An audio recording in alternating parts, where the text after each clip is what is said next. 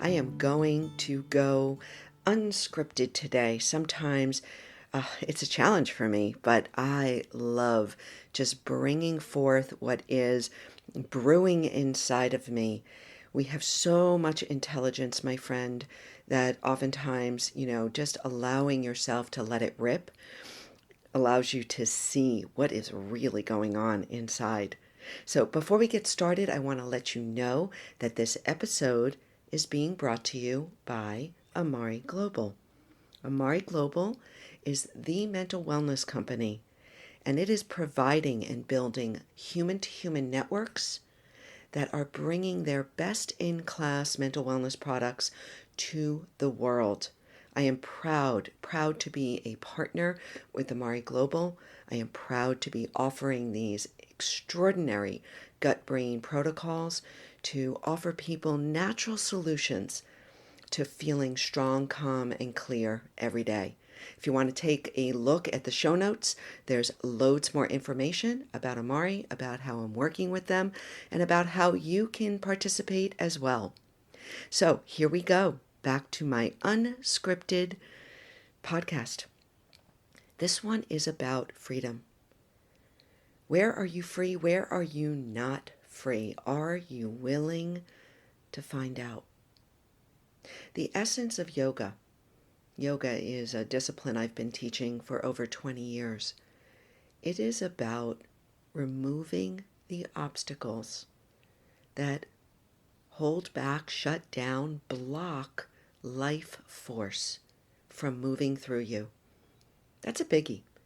Now, I'm not just talking about physical yoga, the yoga poses that many of us are familiar with. I'm talking about the mental obstructions, the emotional blocks, and the physical obstacles. So we get tense, we get tight, we hold back, we shut down, and it literally is like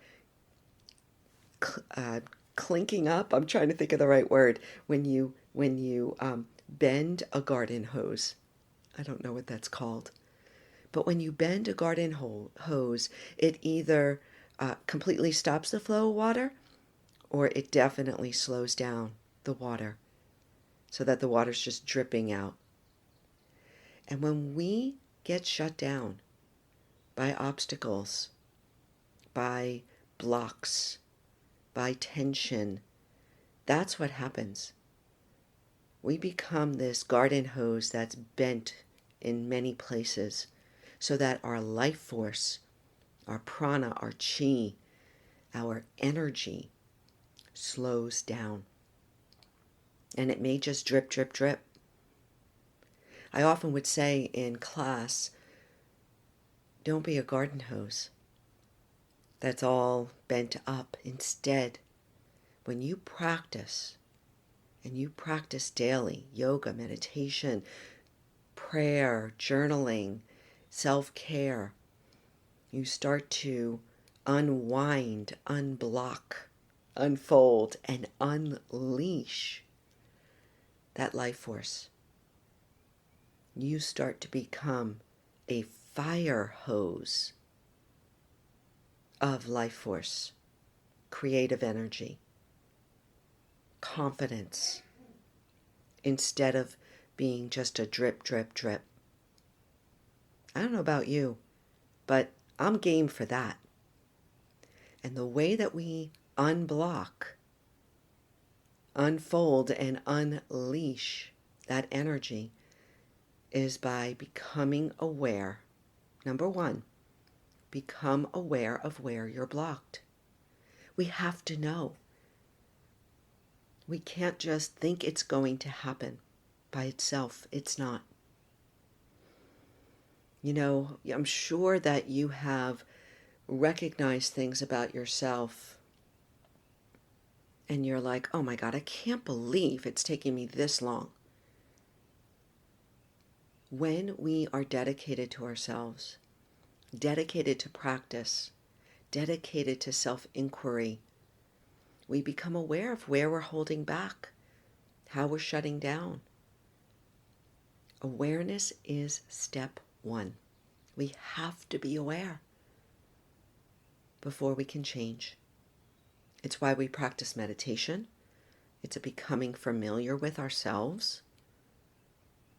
It's why we look at ourselves constantly.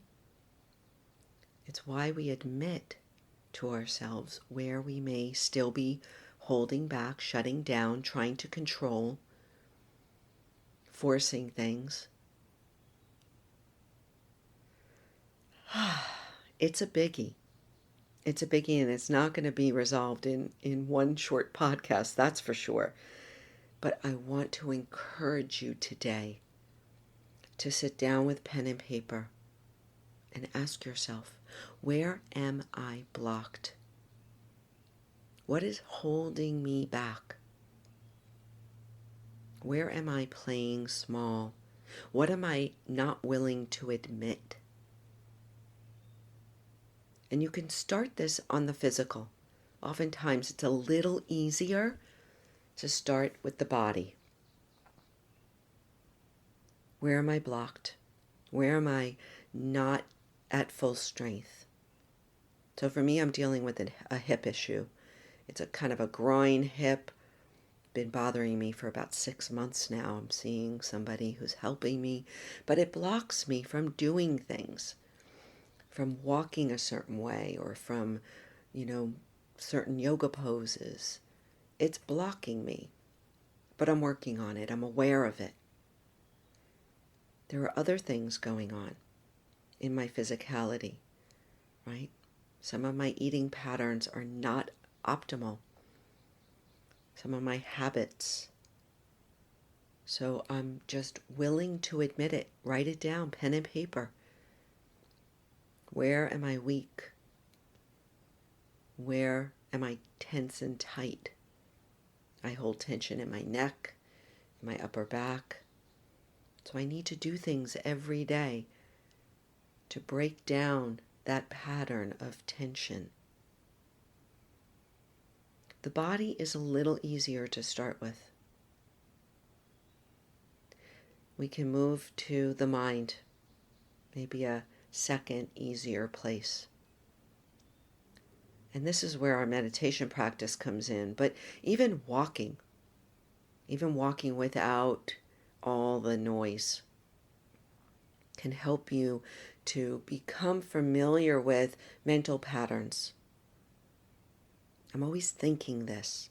Do you know that they say about 80% of the thoughts we had today, we had yesterday and the day before and probably last year. So if you're thinking the same thing all the time, I have to get in shape. I'm not good enough. Why do I always, say that? Why do I do this? Why does she not like me? Why am I not getting a raise? Why am I not getting promoted? Why don't I know how to do this? We beat ourselves up. Start to become familiar with those mental patterns because they are obstacles to becoming that fire hose of energy, of creative spark, of life force. And then finally, emotionally. This is a biggie. To start to see where you're blocked emotionally. Sometimes if you start the process through either journaling or meditation or just quiet contemplation, you can even ask the question, where am I blocked emotionally? This gets things into motion. As I like to remind myself, when I have these questions, when I ask these big questions, the universe starts to organize on my behalf so that I may see, hear, feel the answer. We have to start somewhere. Where am I blocked?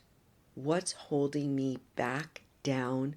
What's tensing me up physically, mentally, and emotionally? And then finally, you've got to want to be a fire hose. And if you don't feel it, if you're like, Kara, I have no idea what you're talking about, then you can just write it down. Start the process there. I want to realize my potential. I want to awaken dormant capacity. I want to be able to connect with my natural intelligence, with my creative energy. I want to put forth in the world my greatest gifts, my unique gifts to the world.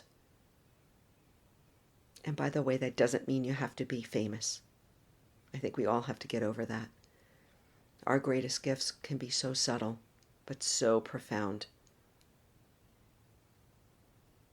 So when we ask the questions, where am I blocked? And we also set intentions to awaken potential, to realize intelligence, to connect with greatest gifts. We start this beautiful, beautiful process that in many ways we don't have control over. There's so much great organizing intelligence out there. But we start the process by asking and intending. There it is. That's my riff for the day. I hope it was helpful. Hey, don't forget to check out the show notes. There are links there to stuff that I'm doing, offering, ways that you can work with me. I hope that you take just a moment to check out the links and perhaps to leave a review, because your reviews help other people find this show. And that would be a wonderful thing. Thank you, thank you, thank you. Go out there, my friend, and shine.